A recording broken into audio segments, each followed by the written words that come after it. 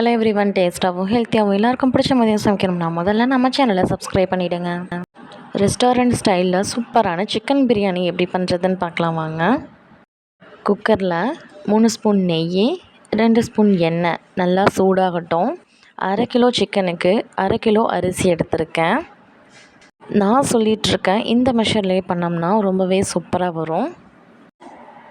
இது ரெண்டுமே நல்லா சூடாகி மேலே கொஞ்சம் நுரை மாதிரி வரும். அந்த ஸ்டேஜில் 3 ஏலக்காய், 3 கிராம்பு, 2 பட்டை, அது சுருள் பட்டைன்னு சொல்லுவாங்க, அது சேர்த்து பண்ணும்போது ரொம்ப டேஸ்ட்டாக இருக்கும். மீடியம் சைஸ் வெங்காயத்தை 2 வெங்காயம் எடுத்திருக்கேன், அது நீளமாக கட் பண்ணி இதோட சேர்த்து நல்லா பொன்னிறமாக வர வரைக்கும் வதக்கிக்கலாம். இதுக்கு 2லேருந்து 3 நிமிஷம் வரைக்கும் ஆகும். இதுக்கு நடுவில் 2 பச்சை மிளகாவை சேர்த்துக்கலாம். நான் கட் பண்ணாமல் தான் சேர்த்துருக்கேன்.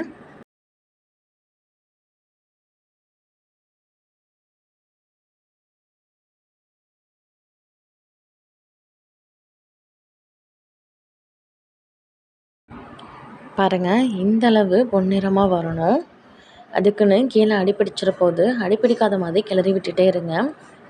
வீட்லேயே அரைச்சி ரெடி பண்ண இஞ்சி பூண்டு பேஸ்ட்டு இதோடு சேர்த்துக்கலாம். பேஸ்ட்டு சேர்க்கும்போது கீழே பிடிக்கும், அதனால் கொஞ்சமாக கல்லுப்பு சேர்த்துக்குங்க, கீழே பிடிக்காது.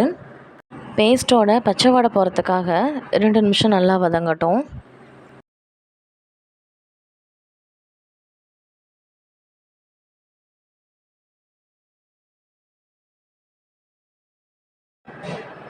மூணு மீடியம் சைஸ் தக்காளியை குட்டி குட்டியாக கட் பண்ணி இதோடு சேர்த்துக்கலாம்.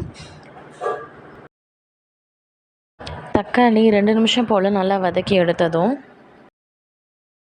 1 கைப்பிடி அளவு கொத்தமல்லி புதினா இலையை இதில் சேர்த்துக்கலாம். இதுவும் இந்த இலையோட பச்சை வடை போகிற வரைக்கும் வதக்கிக்கலாம். இலை நல்லா சுருண்டு வரட்டும்.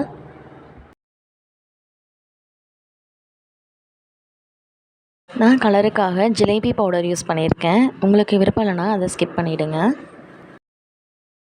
பிரியாணிக்கு போடுற பீஸு கொஞ்சம் பெருசாகவும் எலும்போடையும் இருந்தால் நல்லாயிருக்கும். 1/2 கிலோ சிக்கனை இதோடு சேர்த்து மசாலாவோட ஒட்டுற மாதிரி நல்லா மிக்ஸ் பண்ணி விட்டுக்கலாம். கொஞ்சம் கெட்டி தயிர் சேர்த்துக்கலாம். சாப்பாடு நல்லா உதிரி உதிரியாக வரத்துக்காக தயிர் சேர்த்திருக்கோம். அதோட 1/2 கிலோ அரிசிக்கு 1/2 எலுமிச்சைப்பழம் சாறு இதோடு சேர்த்துக்கலாம். தேவையான அளவு கல்லுப்பு சேர்த்துக்கலாம். சாதம் குக்கரில் வைக்கும்போது எவ்வளோ தண்ணி ஊற்றிக்குவீங்களோ அதை விட கொஞ்சம் கம்மியாகவே ஊற்றிக்குங்க.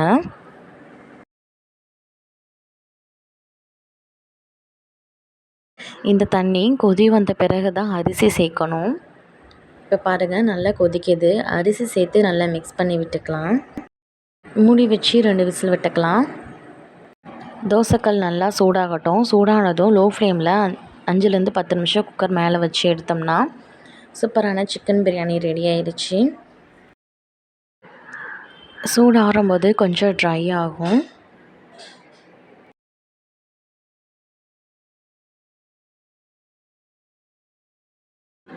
சிக்கன் பிரியாணி ரொம்பவே டேஸ்ட்டாக இருந்தது. அதோட சிக்கன் சால்னா அது ரெடி பண்ணியிருந்தோம். அவ்வளோதாங்க, எங்கள் வீட்டில் லஞ்சில் சூப்பரான சிக்கன் பிரியாணி, அட்டகாசமான ரோட்டுக்கடை சிக்கன் சால்னா, ஒயிட் ரைஸ். இந்த மாதிரி சூப்பரான சிக்கன் பிரியாணி நீங்களும் ட்ரை பண்ணிவிட்டு கமெண்ட் பண்ணுங்கள். பிடிச்சிருந்தா லைக் பண்ணுங்கள், ஷேர் பண்ணுங்கள். மறக்காமல் நம்ம சேனலை சப்ஸ்கிரைப் பண்ணிவிடுங்க. தேங்க்ஸ் ஃபார் வாட்சிங்.